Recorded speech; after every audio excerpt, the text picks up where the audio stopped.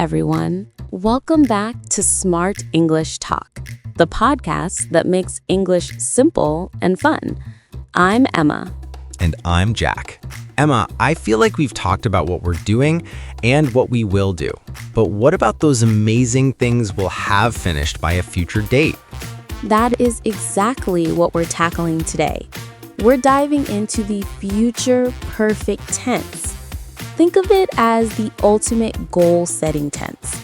It helps you talk about an action that will be completely done, dusted, and completed before a certain point in the future. It's the deadline tense. It really helps you organize your future timeline. We'll show you the structure, the uses, and how to use it in everyday conversation about goals, deadlines, and travel. Absolutely. So settle in, get comfortable, and don't forget to subscribe to Smart English Talk so you don't miss our next tense lesson. Let's get started. By the end of this episode, you will have mastered the future perfect tense. Let's start with our definition. The future perfect tense is used for actions that will be finished before a specific future time or another future event. The key concept here is completion. So we have 2 points, the time in the future, like 9 p.m. tonight, and the action that is finished before that time. Example, by next week, I will have finished this book.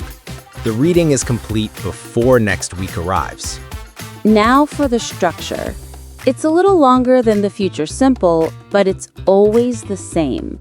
Subject plus will have plus past participle, V3.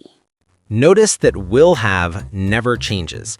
You don't say will has for she or he.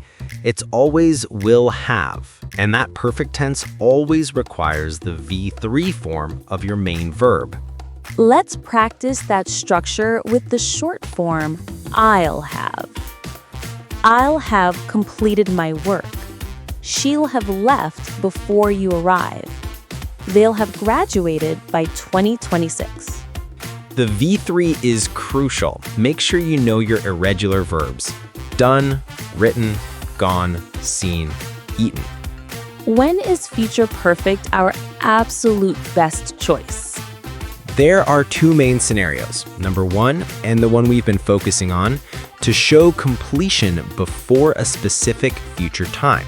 This is the deadline use. Example, by 8 p.m., I will have cooked dinner. The cooking is done and the food is ready at or before 8 p.m. Example, when we get to the party, the band will have started playing. The playing began before we arrived. Use case number 2 is a bit funnier, to make predictions about the past from a future viewpoint.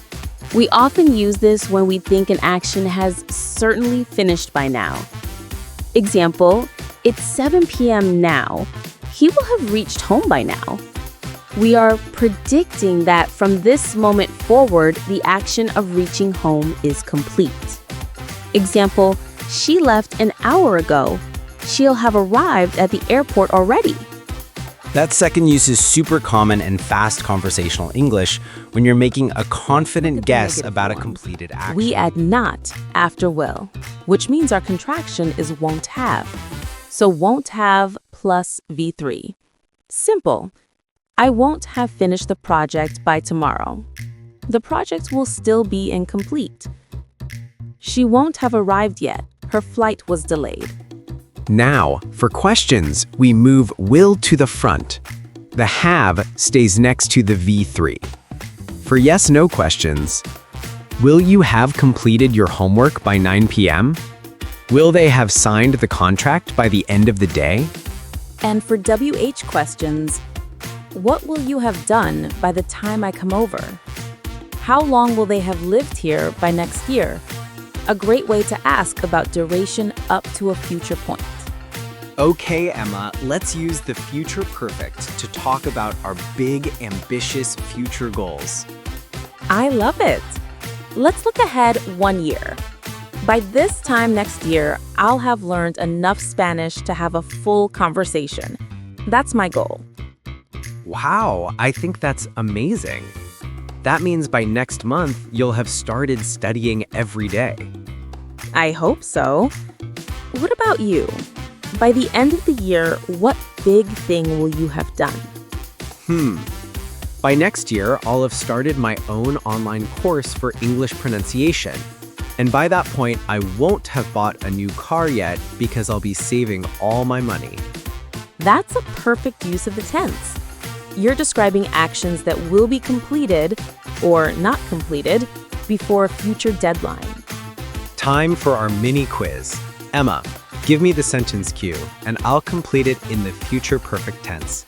Listeners, try to guess the answer before I say it. First one. She finish report before meeting. She will have finished the report before the meeting. Correct. Next. The train arrive by 10 a.m. The train will have arrived by 10 a.m., so we can relax. It will be complete. Last one using a negative. They not eat dinner when we get there. They won't have eaten dinner when we get there. Excellent! Now let's quickly contrast future perfect with its simpler cousin, the future simple. Future simple, will plus V1, focuses on a single action that will happen in the future. Example, I'll finish my homework tomorrow. Just a simple plan. Future perfect, will have plus V3, focuses on an action that will be completed before a specific future time. Example FP, I'll have finished my homework by 8 p.m. It's done before the 8 p.m. deadline. The difference is subtle but vital. Are you focusing on the action happening or the completion of the action? To wrap up, let's look at 3 mistakes to avoid.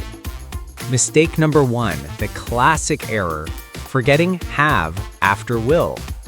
Incorrect, I'll finished the book. Correct, I'll have finished the book. Mistake number 2, using present perfect instead of future perfect. If your deadline is in the future, you must use will have.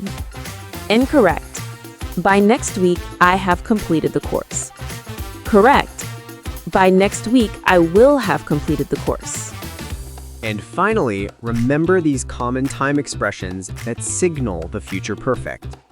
By the time, before, until, by next week, by tomorrow, and in a year. You are all set. You've successfully navigated the future perfect tense. You now know how to talk about all the things you will have done. Now for your challenge. Write one sentence in the comments using future perfect. For example, by next year, I'll have improved my English greatly. If you enjoyed learning with us, like, share, and subscribe to Smart English Talk, where English learning feels natural and fun. We'll catch you next time. Bye. Bye, everyone.